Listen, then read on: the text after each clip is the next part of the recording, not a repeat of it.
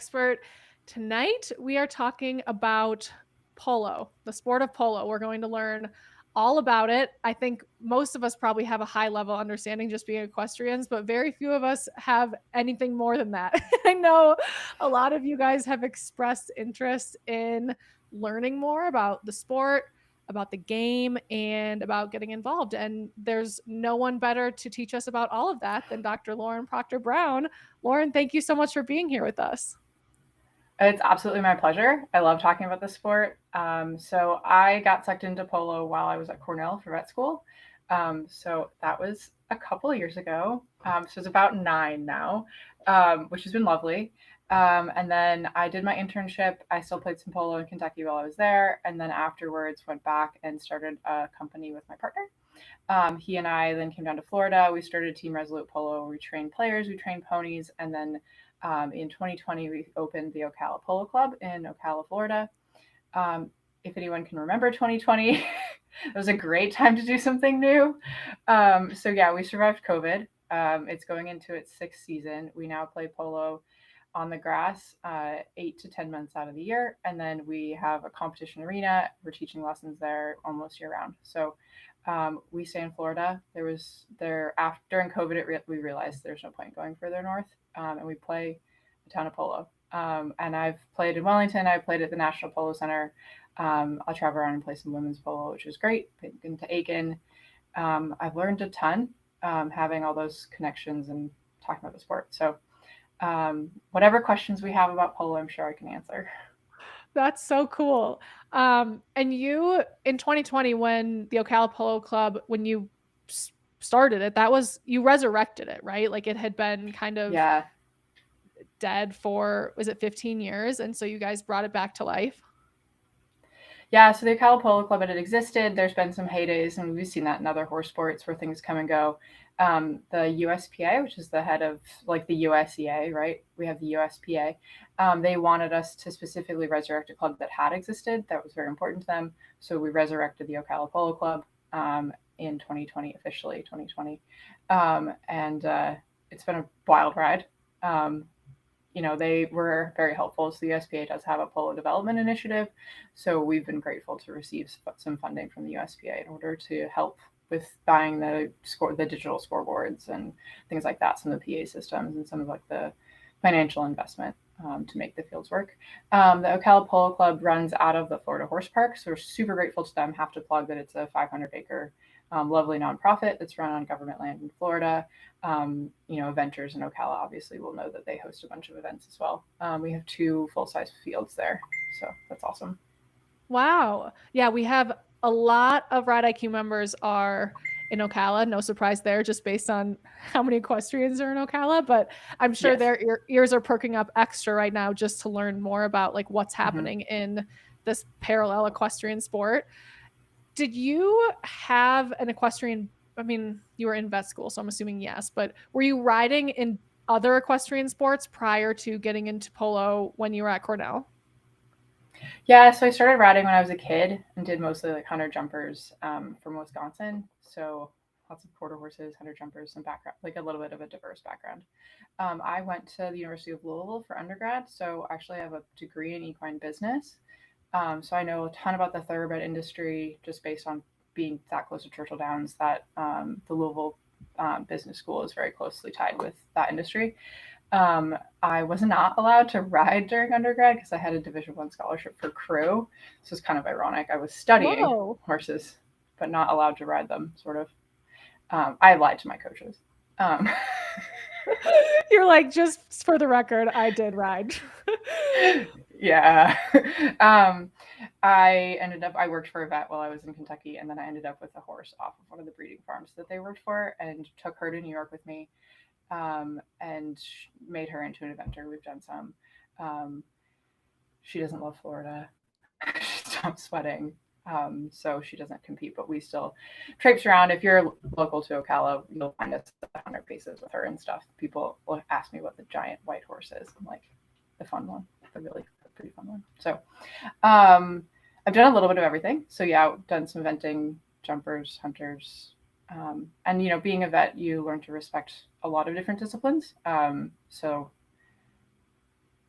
we can talk about all of those, but polo might be my favorite. And so that what I will say is polo has married a lot of things that I love about a lot of sports, because I'm just very passionate about sports, like women's sports and women in sports. Very, very passionate about that. Obviously, Title IX helped me.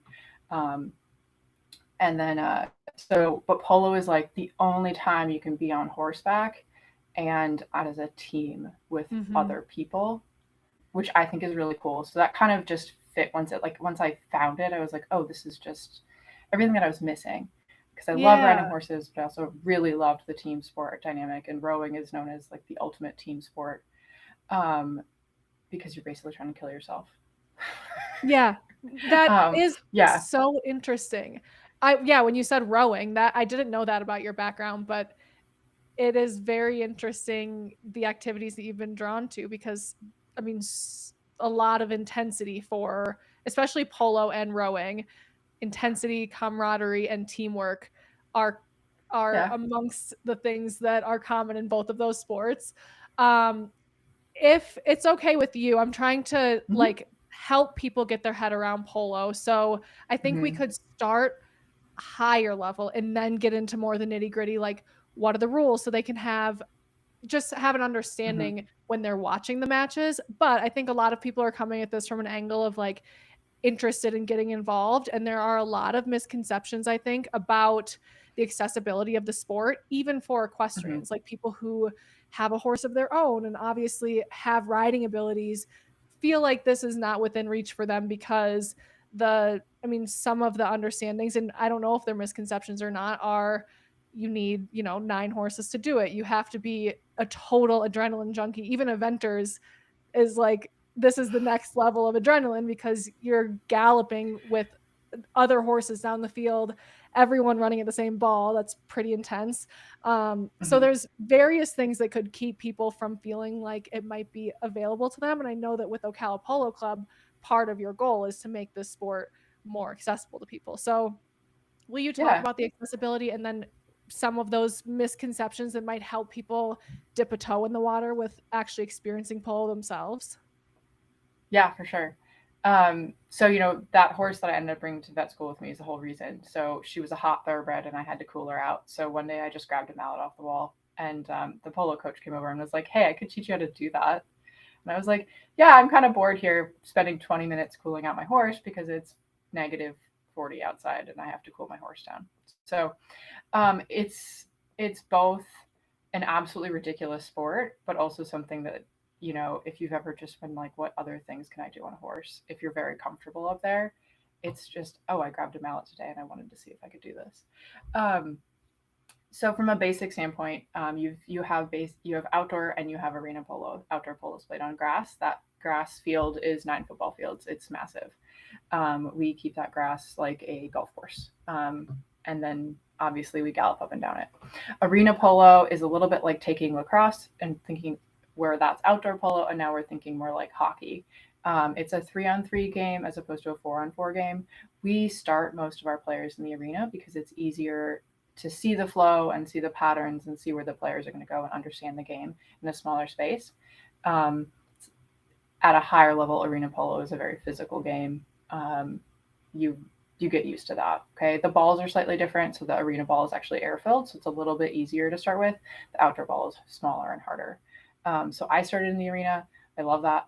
We coach arena 3 times a week. So I play tons of arena. We also train all of our horses in the arena first. So we get used to that.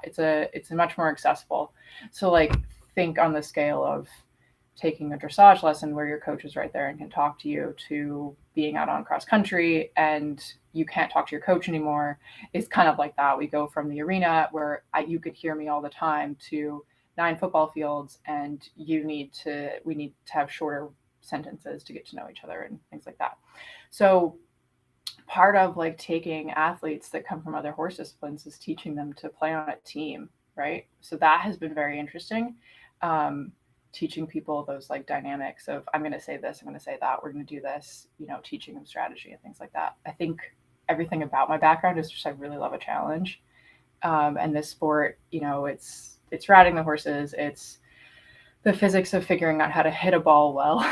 And then the strategy and the interpersonal dynamics. and then the inter-horse human dynamics is very cool.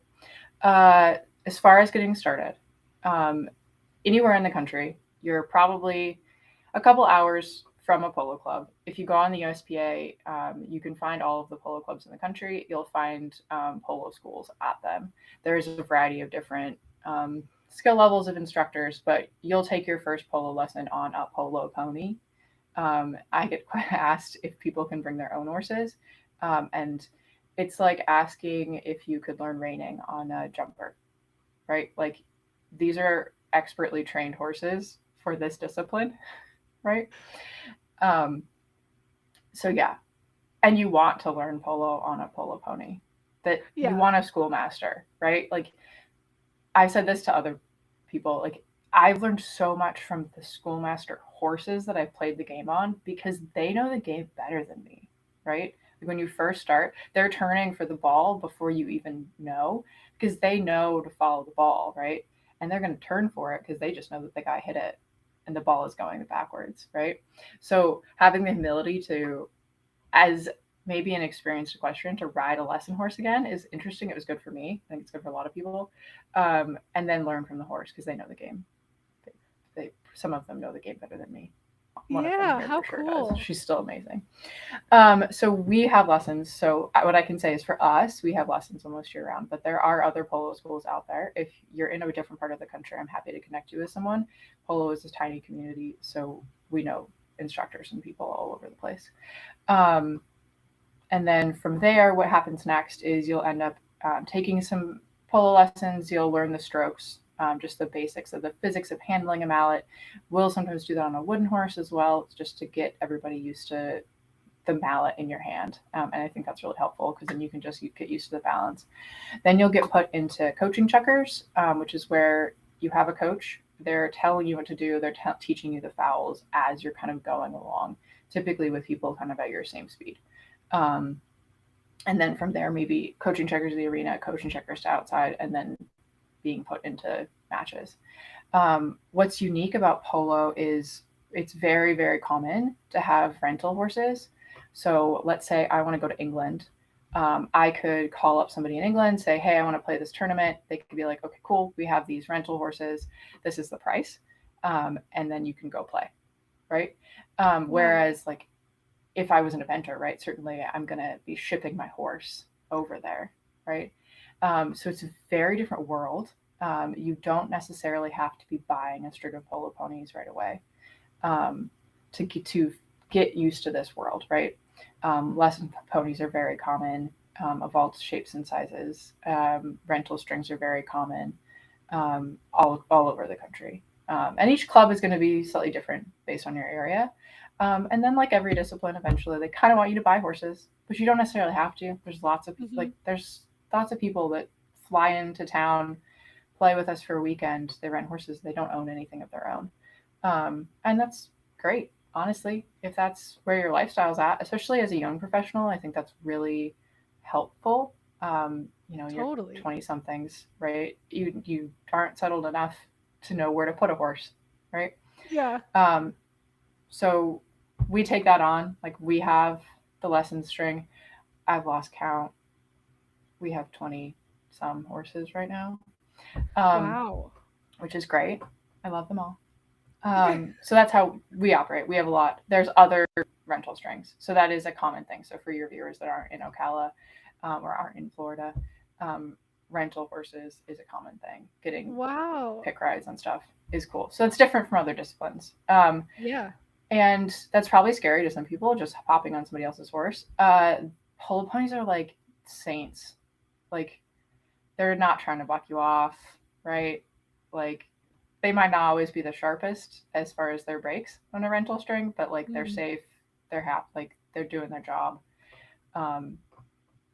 So yeah, it's not like you're getting put on somebody's rank. Yeah. 14 hand Shetland or something. Yeah. That is really amazing. Like you lowered the barriers that I thought were the most significant ones in terms of having clubs all over the place, lessons being pretty accessible, and being able to rent a horse is a total game changer.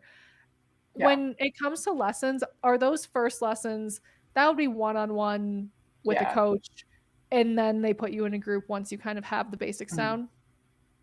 Yeah, what we do is we will do an intro to polo clinic. So we offer those monthly, kind of during the fall to the spring, where we do a group at once. And it's basically like the fastest polo 101. It's a 2 hour like clinic to get some people started so you can get your feet wet. But if you're taking your first real lesson, it's a private lesson and you need that. You really can't get around the fact that you just have to learn how to take the strokes, and really get the physics and the details of that. And then I see people move through those faster or shorter. It's everybody goes at their own speed, right? Some people need a couple private lessons and they feel perfectly comfortable to go into coaching checkers. Other people, we have one guy who's been in private lessons for a really long time, but And he's bless happy him, there. he's yeah, seriously, that's Yeah. the sign that I mean, I hope that's the sign that he's just enjoying a slower pace of learning, and maybe maybe he doesn't wanna do the team part of it. But that's really cool. It's He's nice that you happy. can kind of make your own path of it. Um, Mm-hmm. is is arena polo, I've actually never heard of arena polo. Is that less common than field polo? And the reason I'm asking is I wonder if in this next part of the conversation, when we start talking more about rules, should we focus on polo in the field, or is Yeah. arena polo just as common? I think arena polo is a little bit more common in the Northeast and up north where you have to stop playing on the grass. Oh, got it. Certainly in Florida, it's not as commonly played because we can be on the grass so long. There's intercollegiate, interscholastic polo, and that's all played as arena polo. So if you're that age of people, um, that's common. A lot of the League schools have it as far as like arena intercollegiate, where they're competing between colleges and stuff. So that happens a little bit more up north.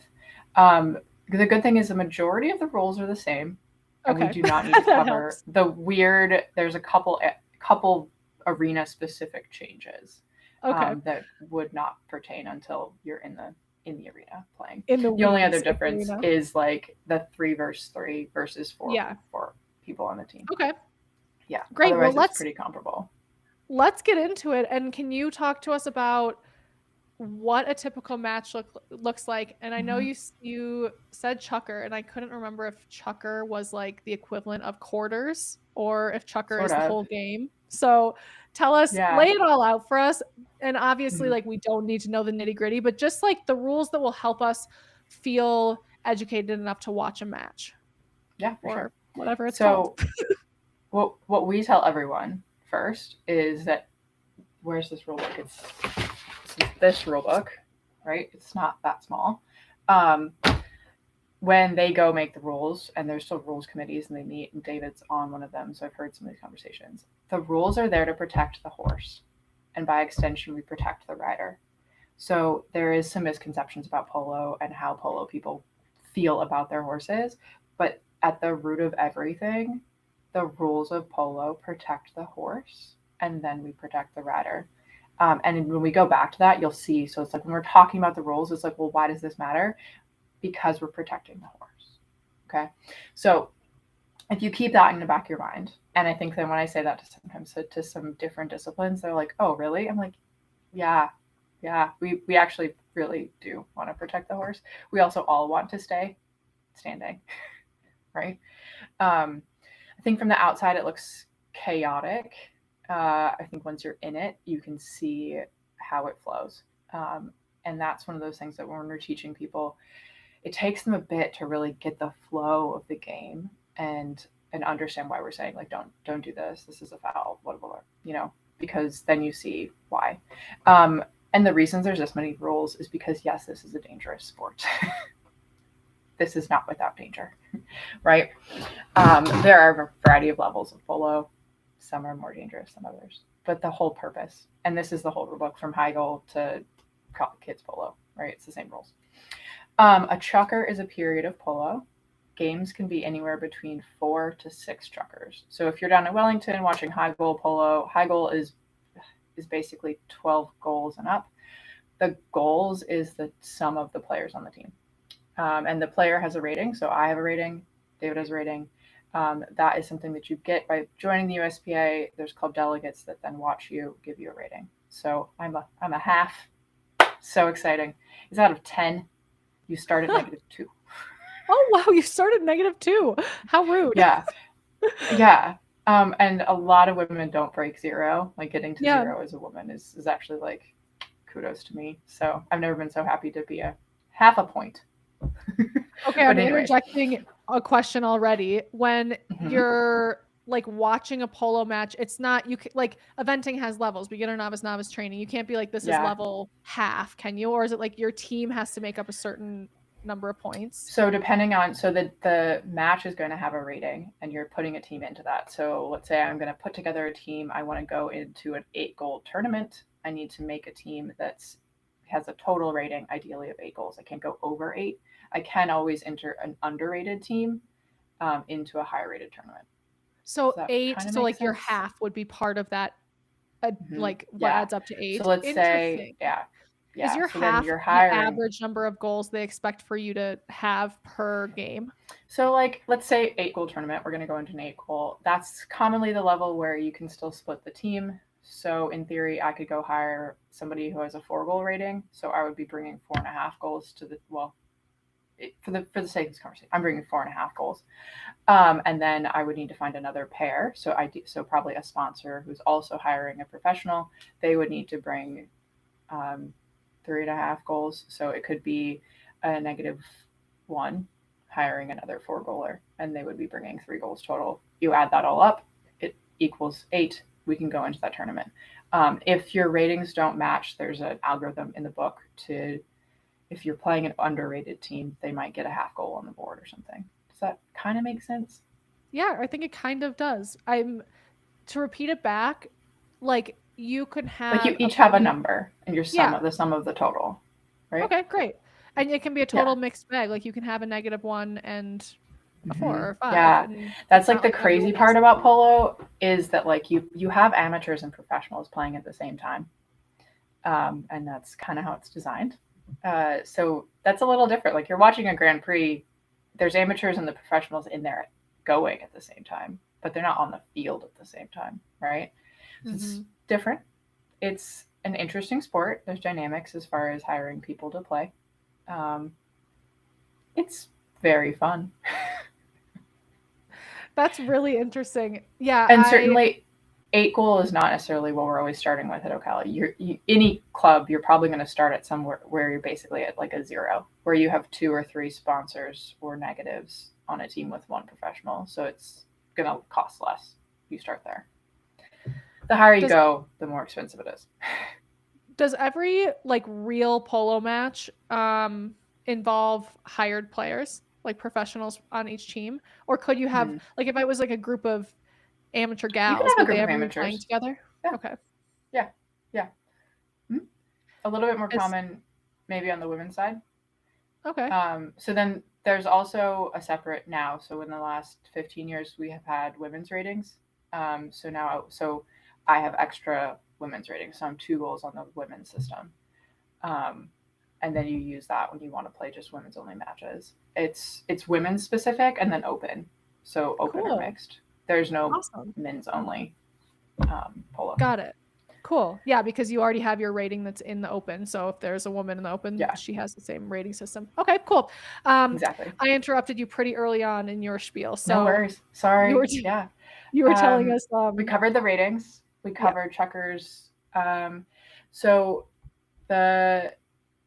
when you're watching the game, you're going to notice that we have numbers on our back. So you're going to see 1 through 4. The easiest way to think about that is the number 1 is going to be the most offensive player headed to goal trying to score. Also usually the least experienced player at most levels, the least experienced player on the field.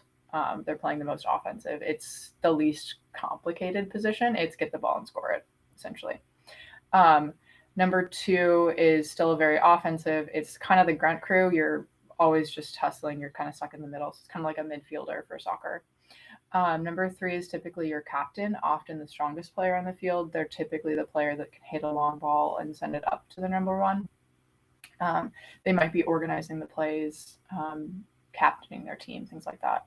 The number 4 is the most defensive player. They're staying deep, they're taking back shots, they're taking out whoever's scoring on the other side. There's no requirements that anybody stay in any one position, so you can see a number 4 get the ball and go to goal. There's nothing wrong with that. But typically when you're lining up your team, it's going to define where you are. I like playing number 4.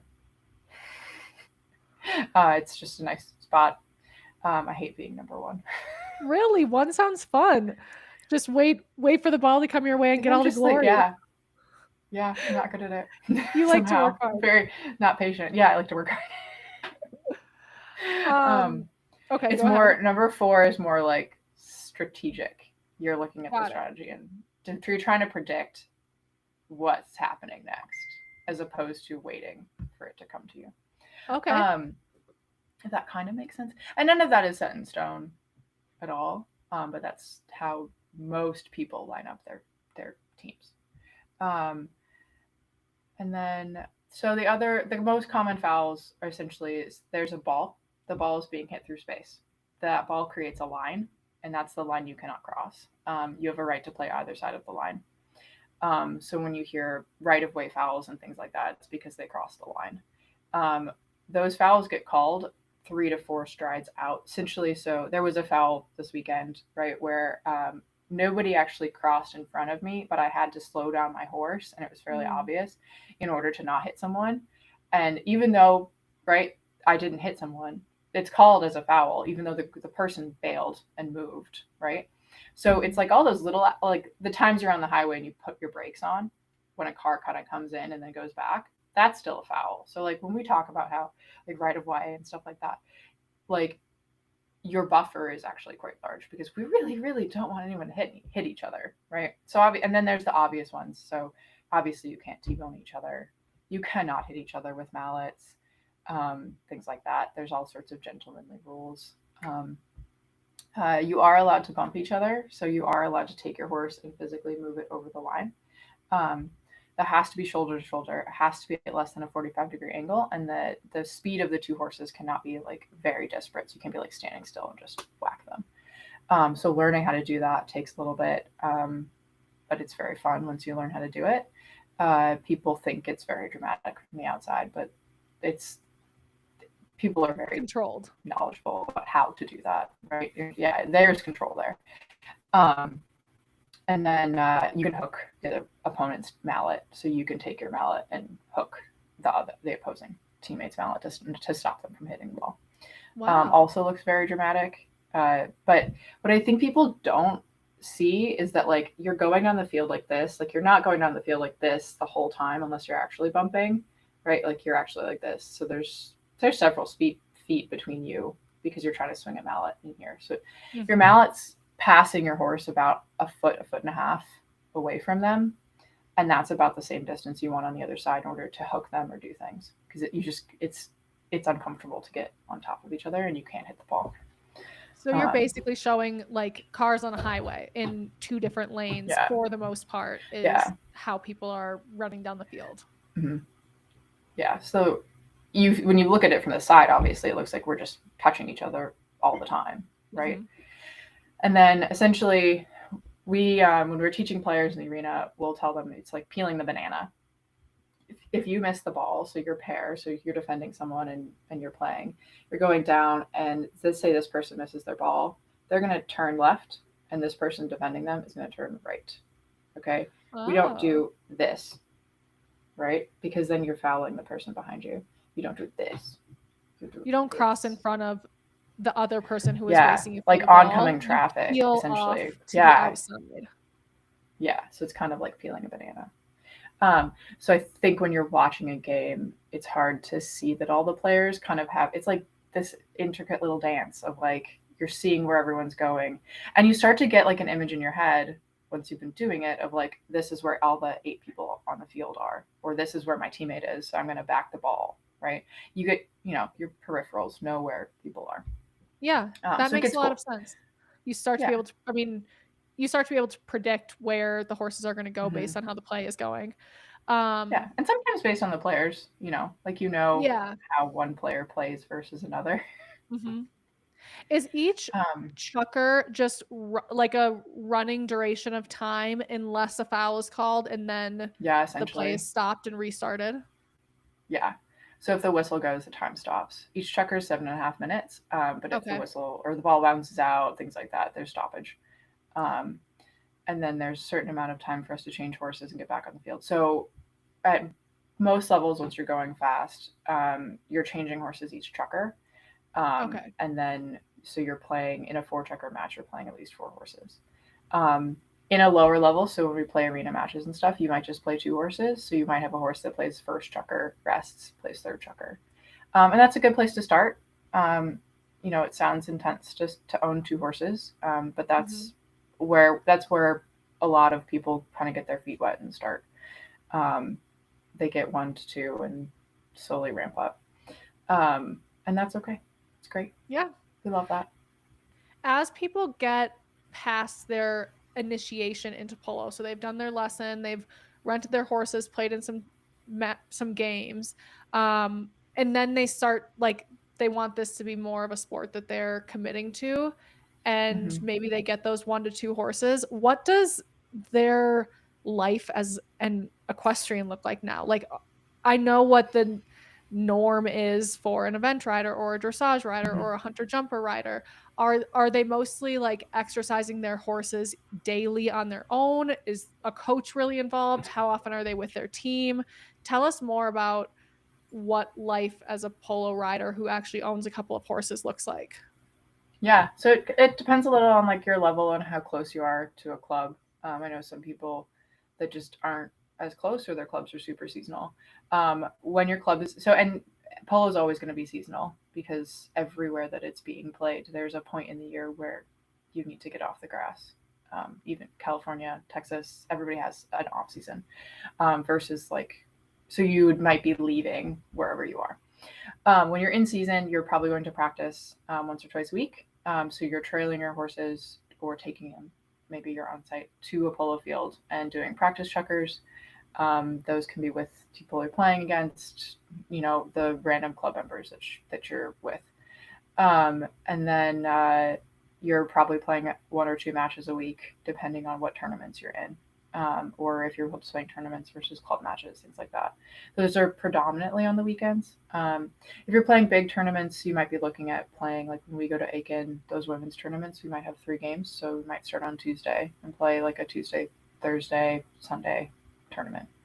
Um, when your horses aren't going to practice or they aren't playing a match, you're typically taking them in sets. So it sounds crazy, but what we do for like trot sets, we ride 1 horse. So we ride this horse and we pony all of these horses. So you're only Wow. on this one and you're ponying She's all 5. Please excuse everyone who 5 I just put my horses. foot. So Yeah, you're on the horse in the middle and you have 2 on each you're side. on the horse in the middle, and yeah, you have 2 on each side. These are very They tolerant get horses. They are. Okay. What I will say polo ponies cannot do is they are not used to being alone. Like, you Oh, manage them in groups. I made the mistake interesting. early on of shipping one of the horses by itself, and it sliced its forehead, and it was a 5-minute Oh, drive, and she could not handle it. So yeah, but if you think about their life though, like they're on the field with 8 other horses, like it's in a herd, right? mhm. So they have some of the most, I feel like they have the best out of work life sometimes because they actually get to be with their friends. Our horses Yeah. are out in pasture at least 12 hours a day with their friends. They work with their friends. They go to the field with their friends, right? So they handle like shipping to randomly to go to Aiken or play a tournament, or go to Wellington to play a tournament. They handle that pretty well. They're like, this is my trailer. These are my friends. I'm okay, Yeah. right? Um, they load all, like I've had jumpers be like, what do you mean you can load all those horses in 5 minutes? I'm like, yeah, yeah, we're gonna load this 12 horse in about a second. You just literally, they will walk on the trailer. You just throw the lead rope over their neck. They're gonna walk Yeah. on. They trailer every day, right? Yeah, right. It's a big And this part of is their life cool. They're hauling. like, this is totally fine. Um, yeah, it's not a production. Mhm. um, but I have learned from like a horse psychology standpoint of just like thinking about that they're used to being in a herd, and then sometimes you use the herd to your advantage. So we train young horses and keep them with our oldest horses. And that has made like they clearly are teaching the young horses because they're looking at them like, oh, well, you're just standing here. This is normal. You're like, yeah, this is normal. Yeah. This is our life. On this note, you mentioned earlier, like you would never take your own horse from a different discipline to a lesson. Is it the same? Like you would never, even as you get acquainted with polo, you would never start teaching your dressage or event horse to do polo with the hopes of playing in an actual match on that horse. That would be more like just something you're doing for fun. But if you're actually going to play a match on a horse, you'd either be renting it or purchasing an actual polo pony. I would say never say never. But I find most people that ask me that question have a very lack of understanding of how much a polo pony learns. Mm-hmm. And that it's not the same as any discipline. So I love training young horses. We take thoroughbreds off the track and train them for polo. Cool. It's one of my favorite things. Anyways, and it takes like at least a year, 2 years before they are just kind of settled into the environment to where they're safe, like to where I'm not like thinking or worrying about should I put this horse here, because so like I did teach a Mustang to be a stick and ball horse for a kid this summer. So I was like, yeah, I can take it for 30 days. And I taught it to neck rein and I taught it to let me stick and ball. Okay. That's not that hard. Like breaking a horse to a flag or a mallet or whatever, right? It's just getting them sensitized. But that's not the same as teaching it to bump and let you hook. And the fact that other horses are going to be coming around it and that they might be running like head to head. Right. So like that's often a point where horses don't like it. They're like, why is the horse running directly at me? Why is the horse turning in front of me? Like just letting the horses get used to handling all of those things and in a safe manner, right? Where they're not going to freak out or spin or something, right? And then you're leaning off their back to hit a ball, right? So you're in a precarious situation if the horse isn't prepared for what it's doing. So I would say that I would not think you would do very well at polo if you didn't learn on a polo pony so that you know what it should feel like, right? And then I know people that have trained their own horses, but you do need to really know what it is, right? And what it's supposed to do. It's not as simple as it seems. Yeah, because it doesn't seem simple at all to me, actually. Yeah, I mean, I know there's lots of amazing equestrians out there, and I mean, I have no doubt that if given enough time, they could figure out what it needs to know, right? But it's not something that's short or easy. Right. I'm surprised to hear that off the track thoroughbreds are good candidates for polo ponies. My probably misconception was that the majority of polo ponies are coming over from Argentina, and I didn't even know what breed they are. Are those thoroughbreds that are coming over, and are even like, is that a big demographic of polo horses? Are the Argentinian horses that come over, or is a big demographic in the US the off the track thoroughbreds? Probably depends a little bit regionally. When you're out west or Texas, you do have some more quarter horses that are playing. Quarter horses are not as fast as thoroughbreds. Controversial, I don't think so. We're not taking 17 hand thoroughbreds that are flashy with a giant blaze and 4 white socks off the track, right? Like I'm taking the 15 hand thoroughbred that's scrappy and fast. And if you look at my horses, like the majority of the horses that I'm playing, if you have permission to stalk me or ask questions on them. If anyone has questions, I'll answer them and tell you which horse is which. I still like a tall horse, so I still have a couple that are gorgeous. But we do take them off the track, and I can tell you all about them. I think they're awesome. I think there's nothing an off-track thoroughbred can't do. But we do tend to take like the scrappy mares. They're a little tougher. They're feisty. They're short. We like ones that, me personally, I like if they did race. I think they learn a lot from that. And I think that it's great to give those guys a second career, especially because I'm taking the ones that are less flashy. They're not as interesting to someone, right? Yeah. And I usually pass. Like if somebody sends me a thoroughbred that's like a gorgeous 16-hand gray, I'm gonna be like, I'm gonna send this to an eventer for you. They will pay you more money than I will. Right? Like it can go be a it just depends on the horse.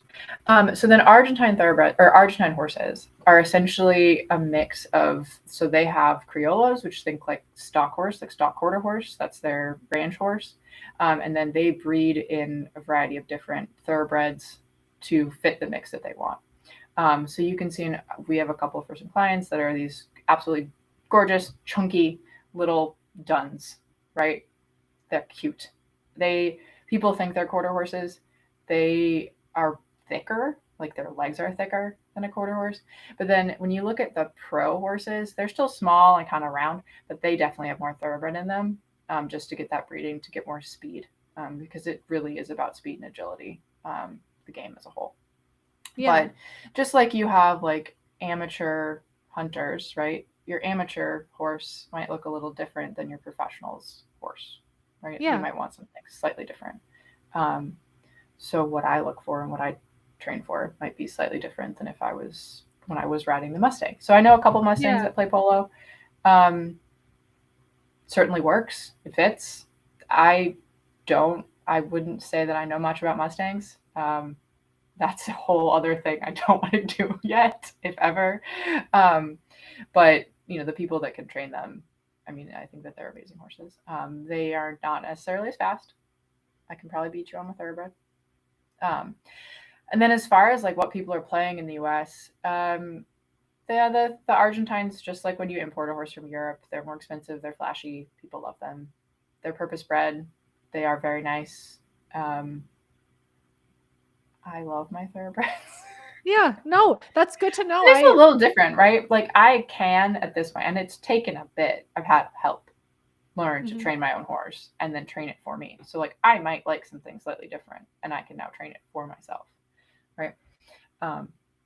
It's nice to know there's a mixed bag. That also makes it more welcoming. And honestly, like as somebody who would think about getting into the sport, like I love the sound of a stocky little dun or a quarter horse, even though someone's going to beat me. Like that sounds like a good place to start.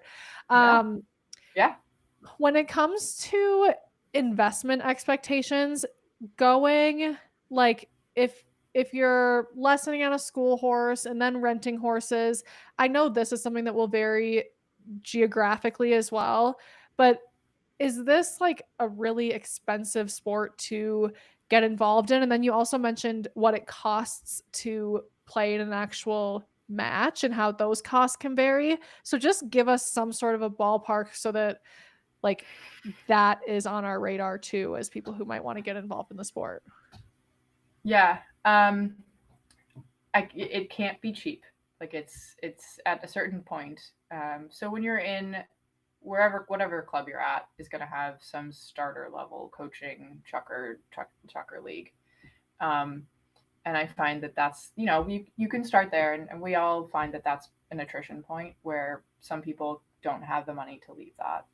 So our coaching league is $150 a chukker, but you're getting the horse as well. So it's hard to compare that to other disciplines because, you're not necessarily riding, even at that level, at a dressage barn and using someone else's horse, right? Mm-hmm. And you can stay at that point.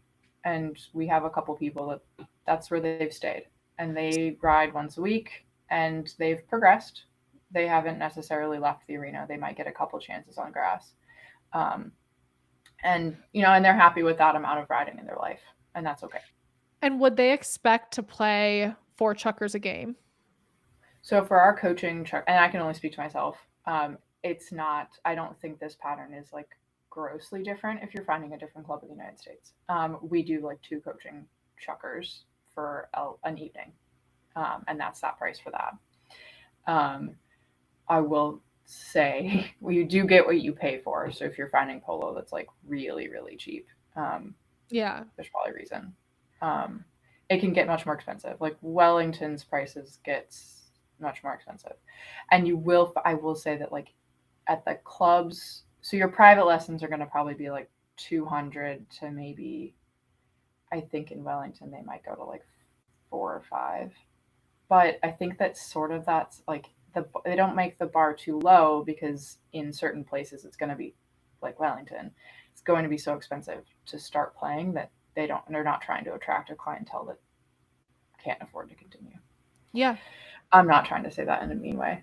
No, I think that Yeah. it's something that people So just then, need to factor in, and they're not paying for like a month-long lease on this horse either. So there's like, or the yeah, and vet there's bills different on that ways. horse. We can Exactly. girl math a lot of this. Oh yeah. So like the least risk way is to ride other people's horses. Mm-hmm. If I was just going to go to like a random match and rent horses, probably $250 a chukker for the horse. You're talking $1,000 a game for the horses, and then whatever entry fee for the club. Women's stuff, maybe I'm splitting a team at least 1,000 to enter a tournament. So like it does add up quickly. If you're playing, if you're not playing a ton and that's your vacation, right? Like I've taken ski vacations that probably cost me as much as going and playing polo for a week if I was to rent horses. The horses are definitely the most expensive part, and rental horses are not always cheap. I will say that. And depends on where you are in the country. I think it's really cool that it exists, right? And I mean, I actually have not shown at WEC, so I couldn't tell you what the show costs are. But when you go show for a whole week, I don't think it's inexpensive. So then where it does get more accessible is if you do have a farm and you can care for your own horses.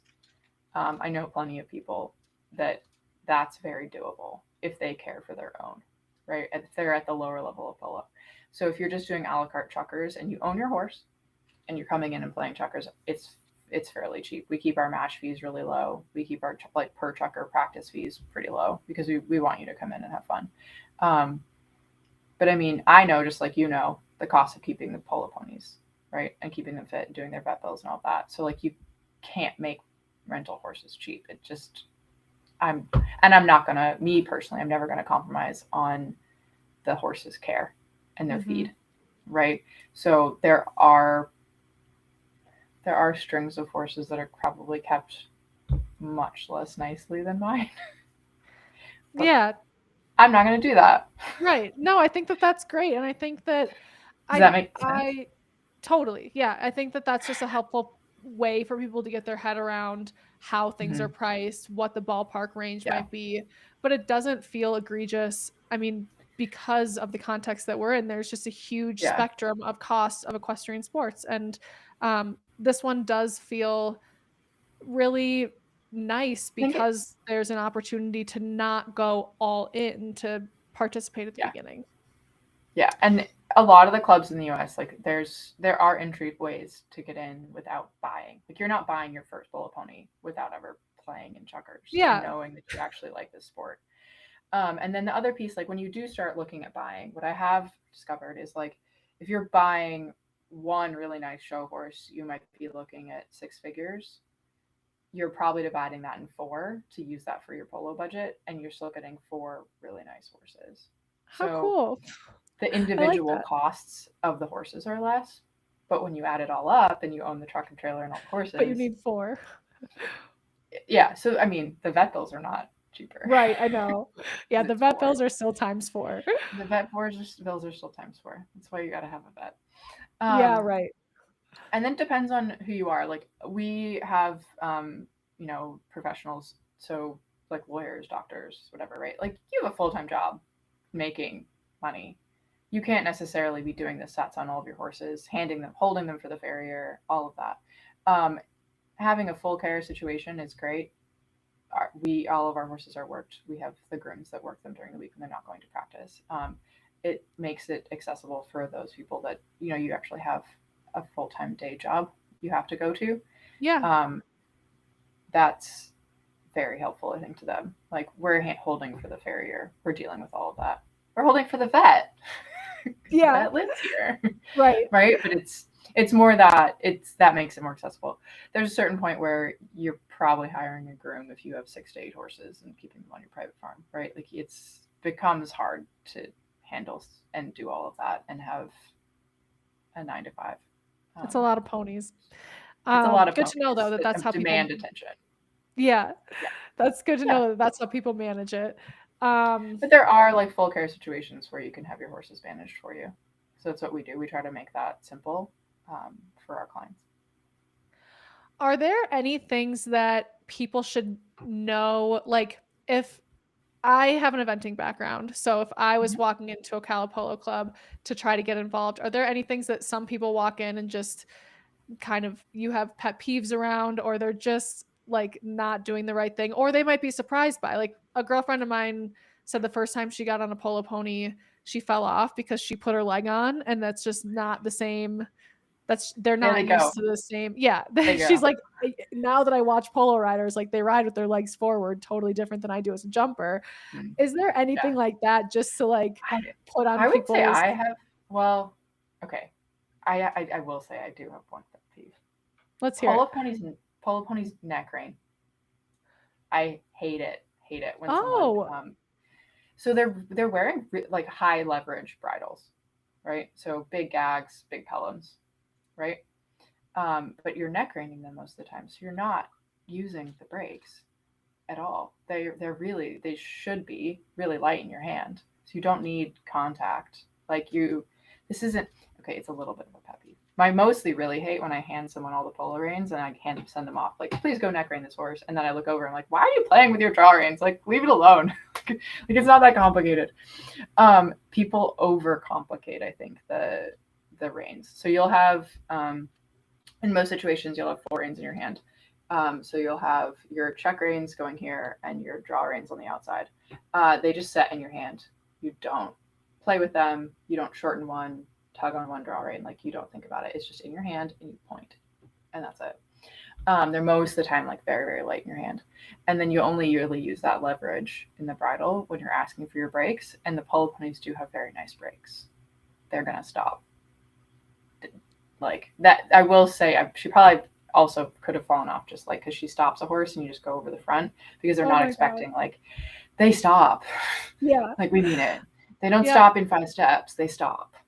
But I don't really have pet peeves about like what discipline you're coming from. I think sometimes people feel nervous if they're coming, like if they don't have as maybe formal of a horse education. Like we've had people who've only ever trail ridden or come out of like a ranch background to upper level eventers that have taken lessons. People that do Grand Prix jumping, people out of Western disciplines. There's not as much, barrel racing and stuff like that. There's not a ton of like reining or cutting in Ocala. We don't care. Like, we don't care what discipline you learned from. We're all cool. Like, we're good. Come with your boots, put your helmet on, be nice to the horse. Like, you just be nice to the horse. We're cool. Like, yeah. We can teach you the rest of it. I will say, like, there's patterns, right? Like, when I'm talking to somebody who's used to jumping, there's sometimes I say different things to them. Somebody who maybe is more used to Western. They're all totally fine. I would say dressage riders tend to be the most like scared of trying polo, and I will say that I actually think they do the best because they have a very good body awareness. So kudos to the dressage riders. Wow. We should all probably ride more dressage, but I don't want to. Yeah, that's fine. I love that though. That's really interesting. The other thing that your friend probably found out is we're holding on with our knees. Like we're doing everything that your riding instructors always told you not to do. It's terrible. We don't have knee rolls. So you're putting your knees into the saddle and you're loosening your lower leg. If you see a polo stroke, you'll see exactly why we do that because we need to be able to use our legs as like a ballast, like a balance point. If you put your legs on a polo pony, they're going to go fast. Yeah, they won't go forward. So sometimes you'll find riders that it's hard for them to transition from squeezing very strongly with their calves to stay on to relaxing and actually rolling their knees onto the saddle.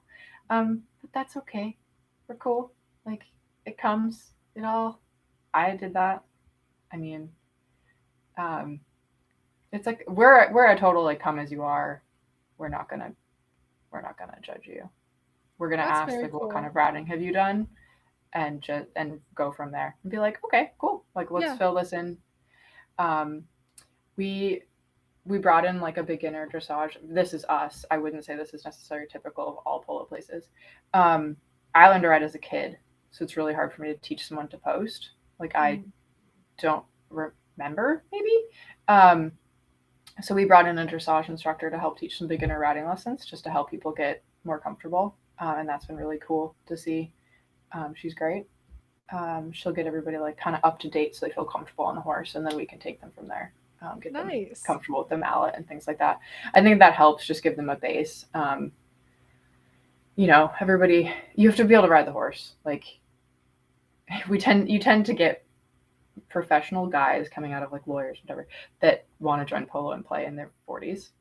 And you do actually have to learn how to ride the horse. Yeah. Yeah, that matters. And then you don't have to be an adrenaline junkie. That was your other question. You do not have to be an adrenaline junkie. I think people think that we're more out of control than we are. Like, yeah, you're going fast, but you're not like crashing into people. But there are adrenaline junkies, certainly, that play the sport. They tend to go towards the upper levels. I watched that series on Netflix, Polo. Did you watch it? Yeah. Did you hate it? You have your hands over your face for anyone who's not watching the video. I don't know that it necessarily portrayed polo in the best of light. Yeah. There were parts that were a little painful to watch. Like, there were other parts that were lovely. It was very Wellington. It was very, very Wellington. Right. The thing that made me think of that series was, you mentioned like the lawyer guys who want to just start polo. There's one of those in that show. Just like, yes, exactly. Yeah. They're not all like him. They exist. There's plenty of us that are more like Pam Flanagan, like, that are sane and like our horses. This reminds me. I thought that is really good. It does have really good cameos by the Cambiasos, who are huge. It's polo royalty. So those interviews with the Cambiasos were absolutely lovely. Some of the other parts of it were not true of every polo club around the United States. Yeah, that makes sense. And I think, it's kind of like when people who aren't familiar with horses hear that someone's a horseback rider, they get some picture in their mind, whether it's like, whatever their background is. Like, who was it? One of the presidential candidates, his wife was like an Olympic dressage rider or a high level dressage rider and got made fun of for horse dancing. So maybe they're thinking of that, or like the famous people who do the Grand Prix show jumping. And it's just like, you have to take them down to the reality of what our lives as riders are. And I think that show is kind of like that, but I did think it did a good job of doing a little bit of the description about how the game is played and introducing people to a little bit of what it's like. So if people are like interested in like this conversation and want to have a visual for it too, if nothing else, it's entertaining. But like Lauren said, it is entertaining, but please take it with a grain of salt. Yeah, don't judge. They played up the drama and some of the like behind the scenes like girlfriend drama things. Yeah, that's a Netflix show for you. Yeah, it was. They tried to make, and it is reality TV. Like, yeah, that was a thing. Well, this has been an incredibly educational hour. I learned a lot, and I think, you really dispelled all the misconceptions that I had and basically did a 180 on them. So thank you for that. Will you tell people like where they can find Ocala Polo Club online? And again, I know you mentioned you can go to USPA? Yeah. To find their local polo club. Yep. Okay. Yeah. So and where can they find your polo club? Which is the same as the brand. So US Polo Association brand is actually owned by the US Polo organization. And that's a whole story. You can Google it. It's very interesting. It's all about trademark law. But uspolo.org will get you to the US Polo Association governing body of polo. And you can do a club search on there. Ocala Polo is www.ocalapolo.com and at Ocala Polo on Instagram and Facebook. You can find some podcasts from us as well. So there's plenty of like you can go back into Chukker Chat and look at. We've talked about some of these topics. If you want more visuals about playing at Ocala, there's tons of photos on there if you want to look at strokes and stuff like that. If you mention Ride IQ and ask a question, I'll totally be happy to answer and give you any more information you want. And yeah, I hope some of you go try some polo. And if you do need if you need a recommendation on a local instructor, I'm sure I can find someone that is near you. That's so nice. Probably. Yeah. There are some people in some remote locations, but it is helpful to have, like you said, I don't know if it was before we got on or after, but polo is like a somewhat small community, small enough that you have a strong network. So that's a really nice offer. Thank you for that. Thank you for all of this. It was such a treat to meet you. And I hope that when I'm in Ocala, I can meet you in person and come take a lesson. Yeah, for sure. I'd love it. Cool. Well, thank you so much, Lauren. Thank you, everyone who tuned in. Have a wonderful night, and we'll see you next week. Bye, guys. Yeah, you feel. Bye.